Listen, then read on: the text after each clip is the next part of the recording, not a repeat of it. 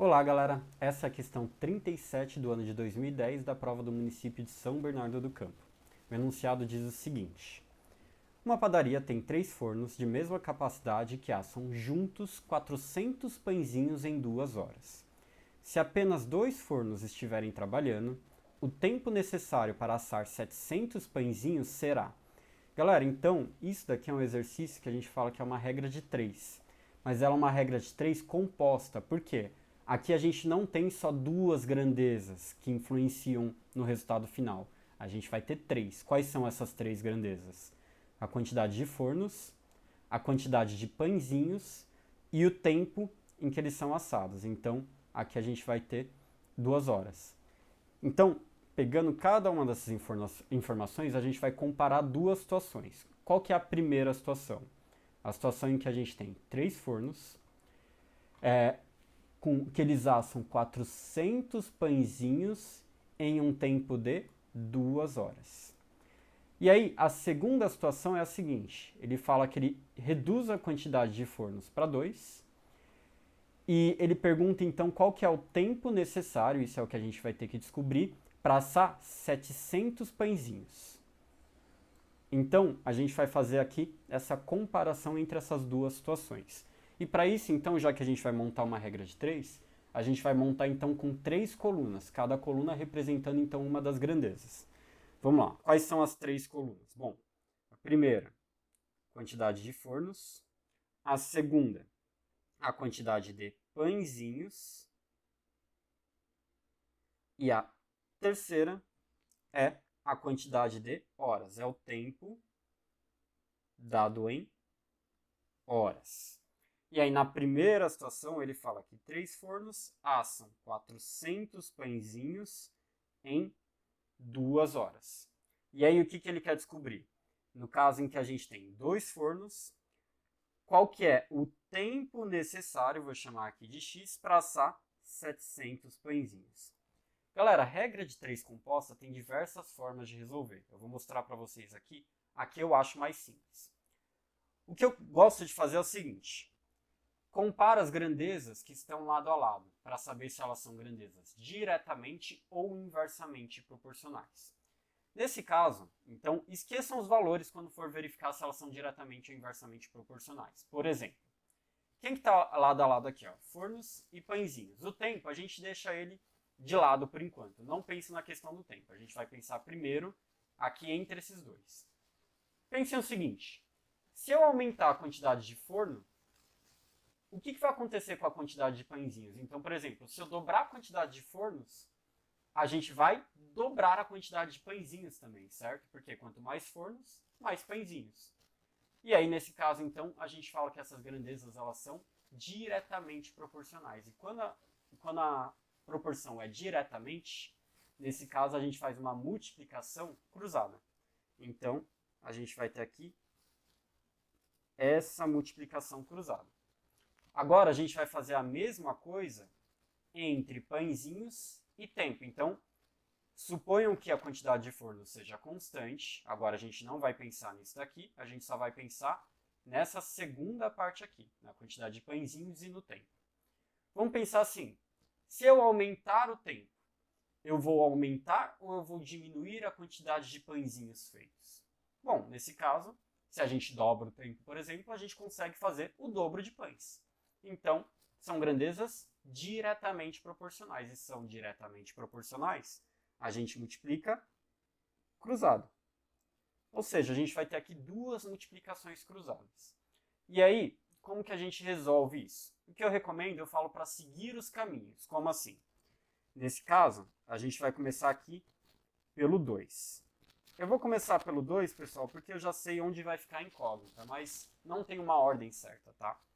Então, vou fazer aqui, ó, o 2. Agora, sigam o caminho das linhas que vocês desenharam. O 2, ó, como era uma multiplicação cruzada, se eu seguir a linha, ó, o 2 ele vai para o 400. Então, do 2 ele vai para o 400. E do 400, ó, se eu seguir a linha, ele vai para o x. Então, a gente vai fazer justamente 2 vezes 400 vezes x. Isso é o primeiro caminho. O segundo caminho, a gente vai fazer a mesma coisa, só que começando aqui do 3. E aí segue o caminho aqui das linhas. Ó. Do 3, ele vem para o 700. E do 700, ele vem aqui para o 2. Então, nesse caso, eu vou ter 3 vezes 700 vezes 2. Então, reparem, quando a gente faz a regra de 3 composta, depois de ter visto quais relações são diretamente ou inversamente proporcionais, basta igualar os dois caminhos, sendo que em cada um dos caminhos você vai fazer a multiplicação dos termos. Tudo bem? Agora é resolver a equação. A gente vai ter aqui, ó. O que eu recomendo, pessoal, nesse caso é, antes de fazer as multiplicações, já tem que isolar o x. Porque como a gente só tem multiplicação, a gente vai conseguir fazer simplificações que facilitam na hora de fazer a divisão. Então, por exemplo, aqui a gente vai ter 3 vezes 700 vezes 2. E aí, o 2 vezes 400 que a gente tinha do outro lado multiplicando, a gente passa dividindo. Então, ó, 2 vezes 400. Como eu só tenho multiplicação e divisão, eu posso simplificar. Então, por exemplo, esses dois zeros, eu consigo simplificar com esses dois zeros. Esse 2, eu consigo simplificar com esse 2. Então, basicamente, a gente vai ter nesse caso que o x é igual a 3 vezes 7, que é 21, dividido por 4, que é o que sobrou lá embaixo. Então, a gente vai ter 21 dividido por 4, então a gente vai ter que o x é igual a 5,25. Só que isso daqui, pessoal, lembra que quando a gente colocou o tempo, a gente colocou esse tempo em horas. Então, esse x que a gente está calculando também está em horas. Então, 5,25 horas. Agora vem uma outra partezinha da questão que normalmente vocês têm um pouquinho de dificuldade, que é o quê? Bom, reparem que ele dá a resposta em horas inteiras e a outra parte em minutos. Então, a gente já sabe que são 5 horas inteiras, mas a gente tem que descobrir quanto essa parte fracionária, que é essa parte quebradinha, ela dá em minutos. Cuidado, pessoal, vocês costumam achar, às vezes, de fazer essa conversão direta de 0,25 horas sendo 25 minutos, o que está errado. Por quê? Porque uma hora ela não tem 100 minutos, uma hora ela tem 60 minutos. Então a gente vai ter que fazer de uma maneira um pouquinho diferente. Então, ó, vou escrever de uma outra forma para ver se facilita a visualização de vocês. Eu vou falar então que o x é de 5 horas inteiras mais 0,25 horas. Eu quero descobrir quanto essa parte quebrada me dá em minutos. E aí a gente pode fazer o seguinte, eu posso fazer, por exemplo, uma regra de 3, em que eu tenho uma relação das horas, só deixa eu dar uma ajustada aqui, a gente vai ter aqui então uma relação das horas e dos minutos. Então, eu sei que uma hora sempre tem 60 minutos. Então, 0,25 hora vai ter quanto? Vou colocar isso aqui como t. Então, quantos minutos eu vou ter em 0,25 hora?